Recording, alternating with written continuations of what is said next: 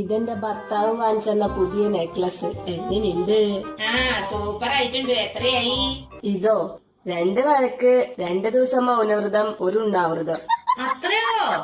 പിന്നെ 4 അടി. അടി വാങ്ങിയോ അതോ കൊടുത്തോ? പാവോടി, ഇതൊക്കെ എനിക്ക് ഇങ്ങടല്ല വാങ്ങിച്ചു തരണേ, അപ്പൊ ഞാനത് അങ്ങോട്ട് കൊടുത്തു. അമ്മ 7 മണിക്ക് തന്നെ എണീപ്പിക്കാൻ പറഞ്ഞല്ലേ, ഇപ്പൊ 10 മണിയായി, എന്തെന്നെ എണീപ്പിക്കാന്? മോൻ ജോലി എടുത്ത് ക്ഷീണിച്ച് വന്ന് കിടന്ന് ഉറങ്ങല്ലാർന്നേ, അതുകൊണ്ട് അമ്മയ്ക്ക് എണീപ്പിക്കാൻ തോന്നിയില്ല.